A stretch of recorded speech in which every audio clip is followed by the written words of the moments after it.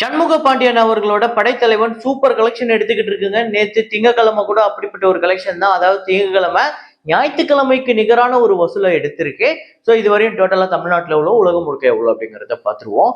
அப்புறம் குபேரா 20ஆம் தேதி ரிலீஸ் ஆக போது. ட்ரெய்லர் வந்து ஒரு பயங்கர ஒரு ஹைப்பை ஏற்றி விட்டுருக்கு. இப்போதைக்கு அட்வான்ஸ் புக்கிங்கில் இதுவரையும் லிமிட்டடாக ஓப்பன் பண்ண வரையும் எவ்வளோ, ஓவர்சீஸில் எவ்வளோ, தமிழ்நாட்டில் எவ்வளோ, ஆந்திரா தெலுங்கானாவில் எவ்வளோ அப்படிங்கிறத பார்ப்போம்.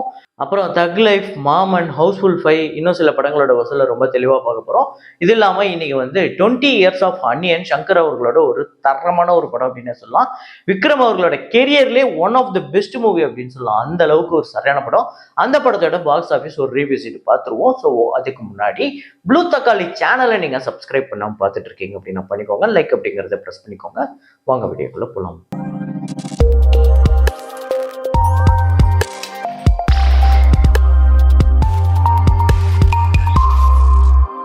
நேற்று வீடியோவில் நான் வந்து ஒரு கான்செப்ட் ஆர்ட் ஒன்று வச்சுருந்தேன். இப்போ நான் ஸ்க்ரீனில் காட்டுற இதை தான் வச்சுருந்தேன். நிறைய பேர் கரெக்டாக கெஸ் பண்ணியிருந்தீங்க. ஆமாங்க, ஜெய் பீம் தான். அதை எக்ஸ்பிளைன் பண்ணணும்னு அவசியமே இல்லை. அதை பார்த்துட்டீங்க. அது ரொம்ப புரிஞ்சதுனால தான் அதை கரெக்டாக ஆன்சர் போட்டிருக்கீங்க. இதை கரெக்டாக கெஸ் பண்ண முதல் 5 பேர் முகமது ஆதில், மலை விஜய், ராஜா, அப்புறம் வந்து Sanjay fish farm, Monish KS. இந்த 5 பேர் தான் முதல்ல கரெக்டாக கெஸ் பண்ணியிருக்காங்க. இன்னைக்கு ஒரு ஃப்ரேம் ஒன்று வச்சிருக்கேன். அது என்ன ஃப்ரேம், என்ன படம் அப்படிங்கிறத கெஸ் பண்ணுங்க. கமெண்ட்ல போடுங்க.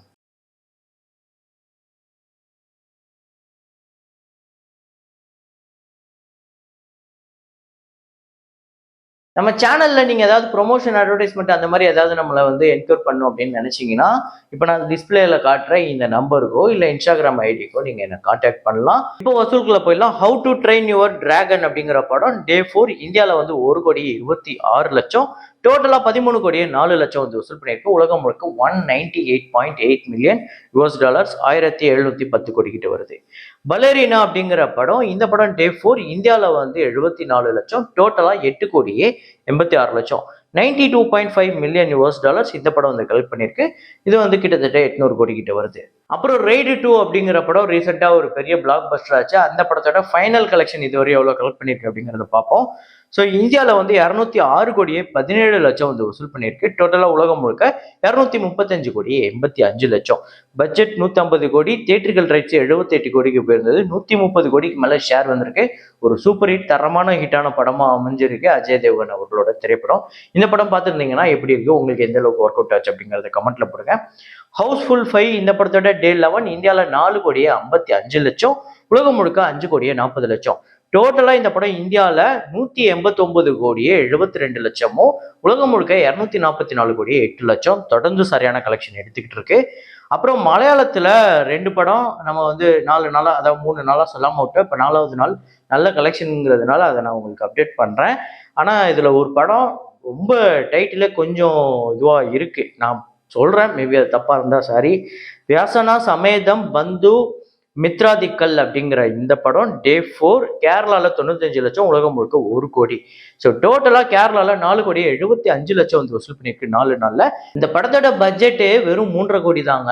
அதாவது 4வது நாள்லயே இந்த படம் பிரேக் இவன் பண்ணிடுச்சு. Super collection. ரோந்த் அப்படிங்கிற படம் Day 4 கேரளால 65 லட்சம், உலகம் முழுக்க 95 லட்சம். 3 கோடியே 70 லட்சம் கேரளாலையும், 5 கோடியே 80 லட்சம் உலகம் முழுக்க வசூல் பண்ணிருக்கு. இந்த படத்தோட பட்ஜெட் கிட்டத்தட்ட 4 கோடி. இந்த படம் ஓவர்சீஸ்ல நல்லா பர்ஃபார்ம் பண்ணிட்டு இருக்கு. கிட்டத்தட்ட 1.5 கோடி கிட்ட கல்ஃப் கண்ட்ரீஸ்ல மட்டுமே கலெக்ட் பண்ணி வச்சிருக்கு. ஸோ ரோந்த் அப்படிங்கிறது நல்ல கலெக்ஷன் 4 நாள்ல. அப்புறம் மாமன் இந்த படத்தோட 32வது நாள் வசூல் தமிழ்நாட்டில் 10 லட்சம், இன்னமும் 10 லட்சம் 11 லட்சம் வசூல் பண்ணிட்டு இருக்கு. இருக்கிற ஷோஸ்ல ரொம்ப ரொம்ப கம்மியான ஷோஸ்மே நல்லா போய்கிட்டு இருக்கு. உலகம் முழுக்க 11 லட்சம், டோட்டலா 40 கோடியே 90 லட்சமும், உலகம் முழுக்க 45 கோடியே 29 லட்சம். 40 கோடியே 90 லட்சம்ங்கிறது தமிழ்நாட்டில். மெட்ராஸ் மேட்னி அப்படிங்கிற படம் Day 11 தமிழ்நாட்டில் 11 லட்சம், உலகம் முழுக்க 12 லட்சம். 2 கோடியே 51 லட்சம் தமிழ்நாட்டிலையும், உலகம் முழுக்க 2 கோடியே 69 லட்சம். அப்புறம் தக் லைஃப் Day 12 இந்த கலெக்ஷனை எப்படி சொல்றதுன்னே தெரியல. தமிழ்நாட்டில் 32 லட்சம், உலகம் முழுக்க 55 லட்சம். டோட்டலா 45 கோடியே 7 லட்சம் தமிழ்நாட்டிலையும், 101 கோடியே 23 லட்சம். அதாவது இந்த வருஷம் இல்லை, நான் பார்த்த ரீசெண்ட் டைமோட ஒரு பிக்கஸ்ட் டிசாஸ்டர் அப்படின்னு நம்ம தக் லைஃப் சொல்லலாம். அப்படிப்பட்ட ஒரு பெரிய டிசாஸ்டர். எப்படி நம்ம கங்குவாவை சொல்றோமோ அந்த மாதிரி ஒரு பெரிய டிசாஸ்டர் இந்த படம். அப்புறம் படைத்தலைவன். ஸோ படைத்தலைவன் சூப்பர் கலெக்ஷன் எடுத்துக்கிட்டு இருக்குங்க ஒவ்வொரு நாளுமே. நேற்று 4வது நாளுமே அப்படிப்பட்ட ஒரு கலெக்ஷன் தான்.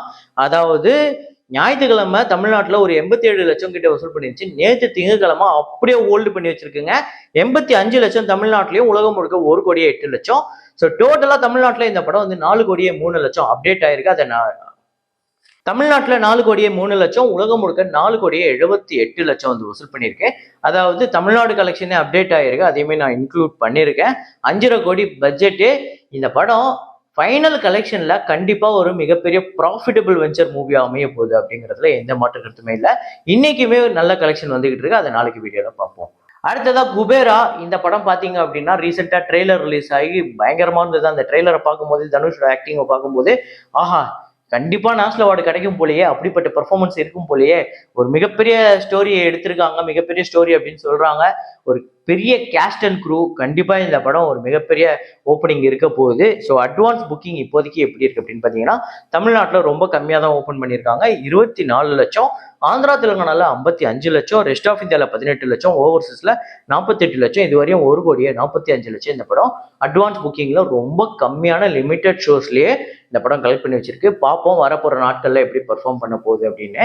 ஸோ நீங்க எத்தனை பேர் படத்தை புக் பண்ணிட்டீங்க அப்படிங்கிறத கமெண்ட்ல போடுங்க. குபேராக்கு ஒரு மிகப்பெரிய எதிர்பார்ப்பு இருக்குங்க. பார்ப்போம் குபேராவாது நம்மளுக்கு கை கொடுக்குதாங்க.